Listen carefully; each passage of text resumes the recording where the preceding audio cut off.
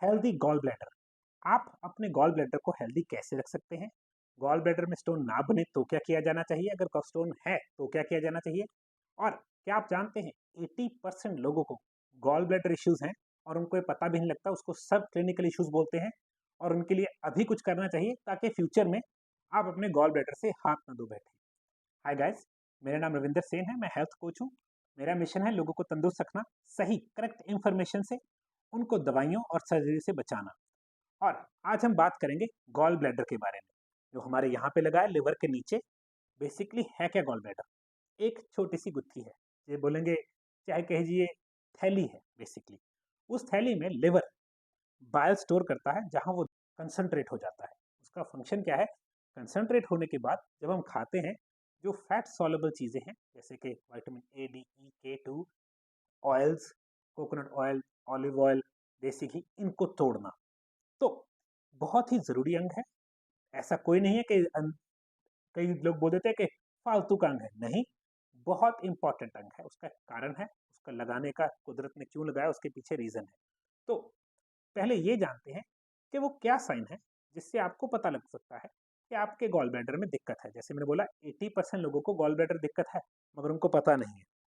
पहली चीज़, visceral pain. जो एरिया था ये visceral pain, specially right rib cage के नीचे, यहाँ पे जो पसलियों के नीचे यहाँ पे डल सी पेन, ये पहला sign.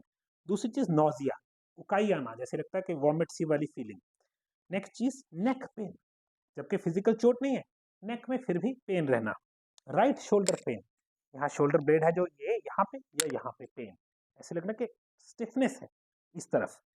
Next, light coloured stool, that means जो आप टॉयलेट जाते हैं आप देखेंगे कि आपके मल का रंग येलो पेल है, ब्राउनिश नहीं है। उसका मतलब है गॉल ब्लैडर ट्रबल। नेक्स्ट चीज, आपकी स्टूल फ्लोट करती है, फ्लश में फ्लोट कर रही है, दैट मीन्स आपको फैट डाइजेस्ट नहीं हो रहा, ये भी गॉल ब्लैडर का बुरा साइन है।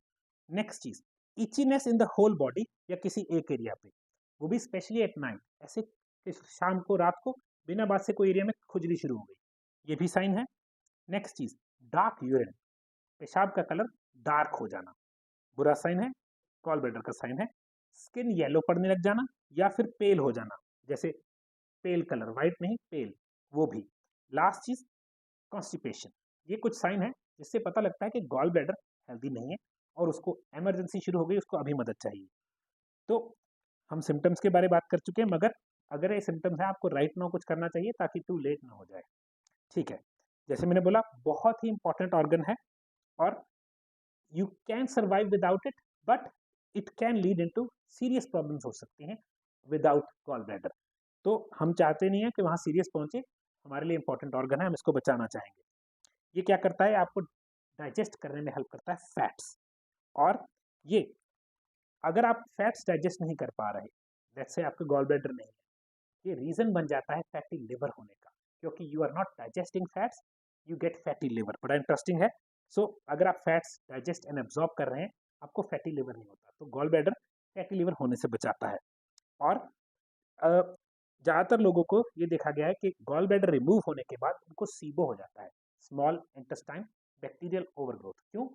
जो बाइल है, जो कि कंसंट्रेट होता है इसमें गॉल ब्लैडर में, वो बैक्टीरिया की ओवरग्रोथ को चेक करता है, मतलब उसको होने नहीं देता, रोकता है। और जब गॉल ब्लैडर नहीं रहा, आपके बाइल की क्वांटिटी और क्वालिटी अच्छी नहीं रही, तो आपके जो बैक्टीरिया है इंटेस्टाइन में वो ओवरग्रो कर जाता है, जिसको सीबो बोलते हैं। किसी को ना हो बीमारी, वो खुदा करे, इतनी बुरी प्रॉब्लम आ जाती है क्योंकि स्मॉल इंटेस्टाइन में बैक्टीरिया ओवरग्रो कर जाता है, क्योंकि बाइल इस चीज़ को रोकता है। तो आप गॉल ब्लैडर आपका सीबो होने से बचाता है आपको। ठीक है। और अगर आपका बाइल टू थिक हो जाए, काफ़ी गाढ़ा हो जाए, ज़्यादा हो जाए, तो वो भी एक प्रॉब्लम में लीड कर सकता है। वो क्या है? गॉल स्टोन्स में, या फिर जो आपकी बाइल डक्ट है उसमें क्लॉग, उसमें जैसे अड़चन आ जाना, फंस जाना। बाइल क्या हेल्प करता है? ब्रेक डाउन करता है कोलेस्ट्रॉल को। और अगर बाइल अच्छा नहीं है, क्वांटिटी और क्वालिटी, तो क्या होगा? कोलेस्ट्रॉल टूट नहीं पाएगा। जो गॉल ब्लैडर में स्टोन्स होते हैं वो कोलेस्ट्रॉल स्टोन्स ही होते हैं। अगर आपका बाइल अच्छा बन रहा है और यूज हो रहा है, वो स्टोन्स कम भी हो सकते हैं और बनेंगे ही नहीं, और अगर बन चुके हैं धीरे धीरे टूट सकते हैं। तो बाइल को, गॉल ब्लैडर को हार्म क्या करता है? अगर हमें ये पता लग जाए, हमें ये मिल जाएगा ये चीज़ें नहीं करनी, हम वो चीज़ें करनी बंद कर देंगे, उनसे अपोजिट करेंगे, सोल्यूशन भी मिल जाएगा। तो गॉल ब्लैडर को और बाइल को हार्म क्या करता है? पहली चीज, very very low fat diet. जो लोग low fat low calorie diet खाते हैं, पहली चीज वो बाइल को और गॉल ब्लैडर को तंग करती है। स्ट्रेस, क्यों? स्ट्रेस कोर्टिसोल को इंक्रीज करता है, वो आपके बाइल को और गॉल ब्लैडर को तंग करता है। कॉन्ट्रासेप्टिक्स, जो गर्भ निरोधक गोली होती है, जो प्रेगनेंसी कंट्रोल करने के लिए गोली, वो। नेक्स्ट चीज, high estrogen level because of pregnancy, या कई लोग एस्ट्रोजन थेरेपी करवाते हैं। हाई एस्ट्रोजन किसको खराब करता है? गॉल ब्लैडर और बाइल को। नेक्स्ट चीज, इंसुलिन, दैट मीन्स अगर आपकी डाइट में हाई कार्ब्स है, हाई शुगर है, वो भी आपके लिवर, गॉल ब्लैडर और बाइल को खराब करेगा। ऑलराइट, स्टमक एसिड कम होना बहुत बड़ी दिक्कत है। जी हाँ, आपको नहीं पता, आपका बाइल एक्टिवेट तब होता है जब आपके स्टमक में एसिड है। तो अगर आपके स्टमक में एसिड है, आपका बाइल एक्टिवेट होगा। तो लो स्टमक एसिड क्या करता है? वो आपको बाइल में दिक्कत दे देता है। तो बाइल दिक्कत हो गई, कोलेस्ट्रॉल स्टोन्स बन गए, निकालना पड़ गया, लिवर फैटी हो गया। देखिए कैसे घूम के मारा। अगर आपके स्टमक में एसिड है, आपका बाइल स्टिमुलेट मतलब एक्टिव होता है। और दूसरी चीज, जो लोग बिना बात से डरने की वजह से वो नहीं खाते रहते एंटा एसिड्स तेजाब वाली गोली, वो अपने बाइल को, गॉल ब्लैडर को और लिवर को फ्यूचर में तंग कर रहे हैं। क्यों? लिवर को स्टिमुलेशन ही नहीं मिल रही, सॉरी बाइल को स्टिमुलेशन ही नहीं मिल रही निकलने की। तो उनको ऑटोमेटिकली आईज की प्रॉब्लम, हेयर नेल स्किन की प्रॉब्लम, काफ़ी प्रॉब्लम्स आती है। Vitamin A D E K2 सब एब्जॉर्ब होना बंद हो जाता है। तो अनलेस आपको रियली स्टमक एसिड हाइपर है, जो मुझे आज तक 100 में से एक बंदा भी नहीं मिला, मैं कहूँगा 1000 में शायद 2 बंदे मिले होंगे जिसको एक्चुअल में एक्सेसिव स्टमक एसिड था। 99% जिनको स्टमक एसिड की गोली दी जा रही होती है, they have low stomach acid. हम जब भी उनको एप्पल साइडर और बीटेन देते हैं, वो प्रॉब्लम दूर हो जाती है। तो एसिड को एसिड काटता है, मैं हमेशा बोलता हूँ। तो अगर आप स्टमक एसिड बढ़ा लेंगे, गॉल ब्लैडर भी ठीक और आपको एसिड ऊपर आना भी बंद हो जाएगा। नेक्स्ट चीज़, अब करें क्या?